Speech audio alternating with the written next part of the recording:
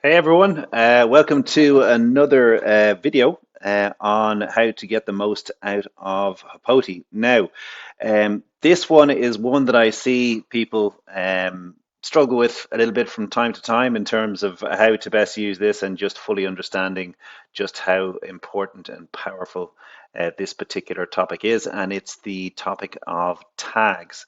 So tags is basically how we kind of define certain things within Hopoti. Now they can be used to define either a rider or client type, or you can also use it to define a specific lesson type, for example. So for me, I quite like having a visual prompt that makes life easier for me just to make sure I'm not confusing the two because you might have an advanced rider group lesson and a tag for that, but also you might want a separate tag to actually define who the advanced riders are.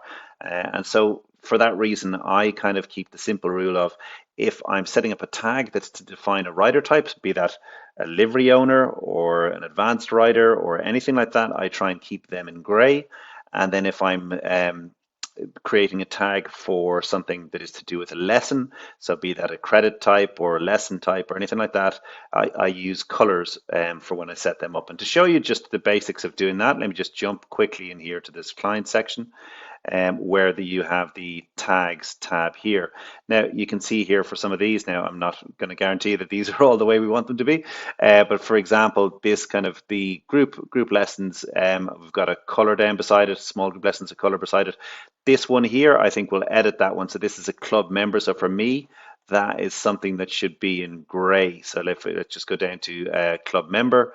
I'm just going to quickly edit that and change that one over to a gray color and so on. So that you can also create new tags through here as well. So you could just go, for example, so advanced cross-country rider, for example. That would be one that I would keep in gray. And then if I was to say advanced uh, XC ride out, for example, for advanced cross country ride out, that's one that I would put a color beside it just because it's going to help it keep it clear in my mind the difference between these two things. Okay. Now, let me just show you in practice then how these are used and the importance of their use. Now, one of the advantages here, by the way, when you're in this tag section is, and again, I think this is something that people don't necessarily know, you can quickly say, for example, if you have something like a club member or livery members or something like that, you can quickly jump in here and you can add extra members just like this, and clicking on their name to just add them um, into that tag basically. So it's really, really quick and you can search just by typing out the name, for example, and you can just literally add them in as quickly as that. So very, very handy. You can also send emails just to a specific group if you need to, and it'll just send people who are tagged with that thing. So that's very, very handy.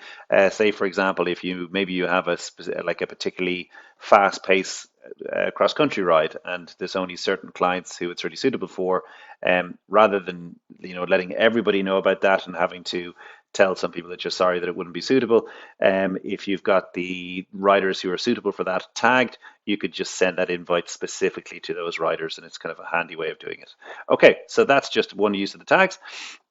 Now, let's just go in and see the typical lesson setup. And this is really, really important because I know this is something that some people struggle with. So let me just show you this one.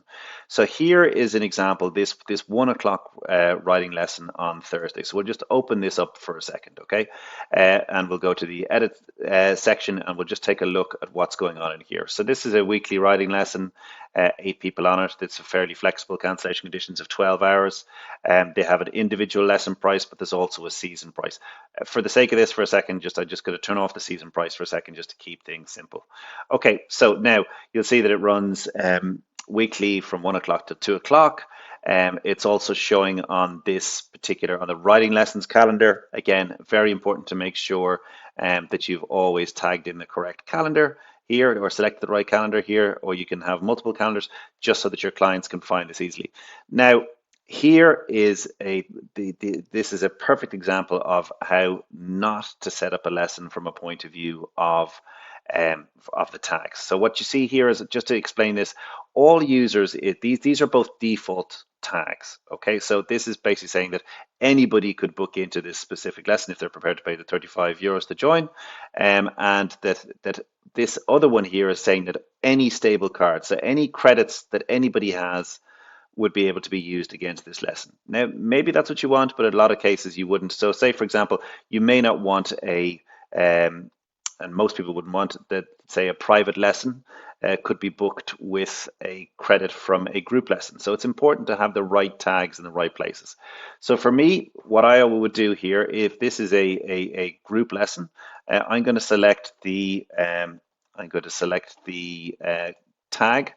It's a cancellation tag for a group lesson. So as I said before, it's good to have a color for these. So this is a group lesson credit because this is, €35 lesson for a group.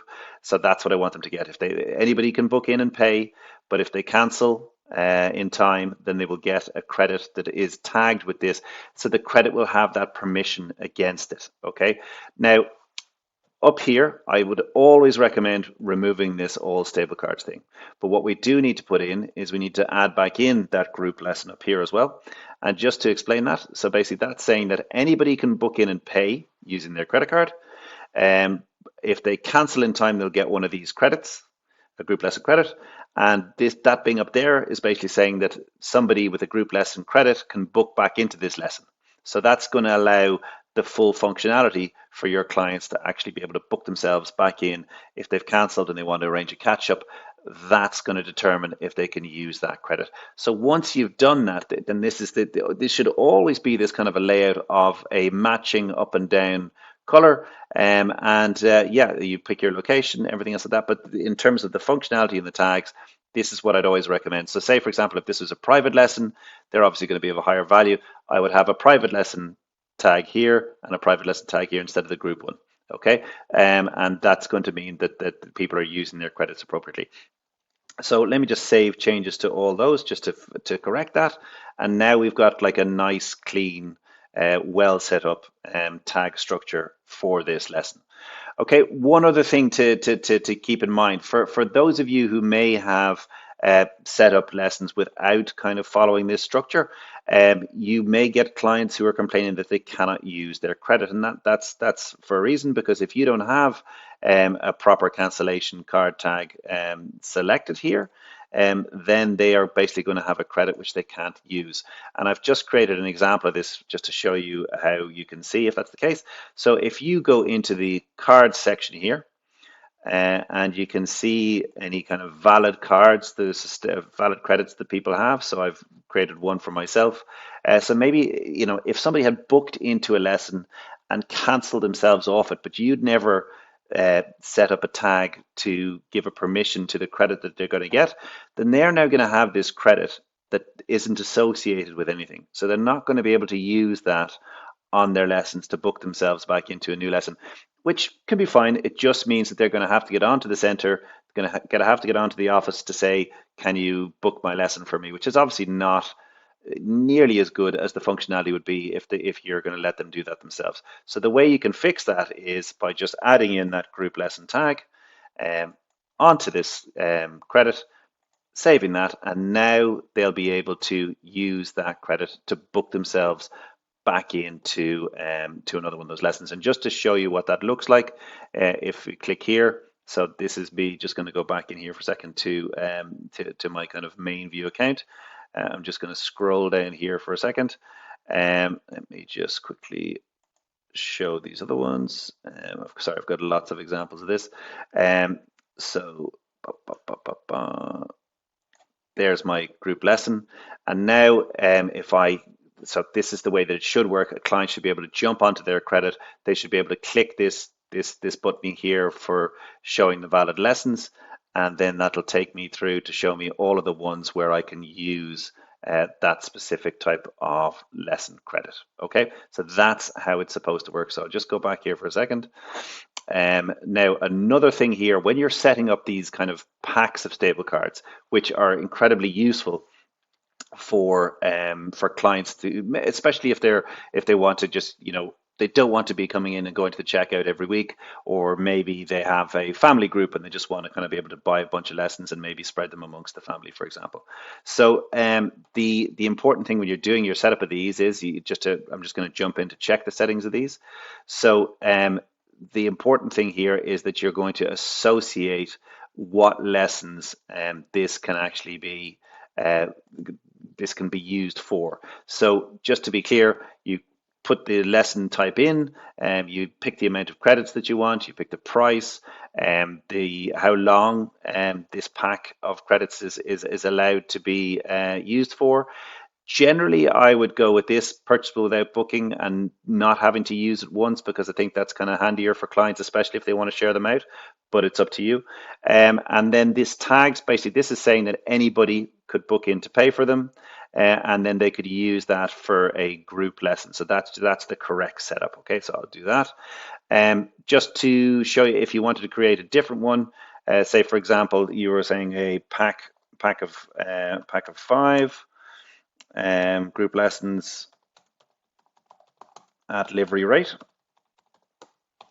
You could then create this. You can just add in 5 yourself and add that in. And say, for example, that's going to be 250, for example. Let's say it's no sales tax where you are. Those who may or may not be paying VAT, and let's say that that's valid for 3 months from purchase. Okay, so instead, in this case, we don't want it to be for all users. We're just going to say this is for livery owners. Okay, I've not created one here, so let me just quickly create a tag for livery owners.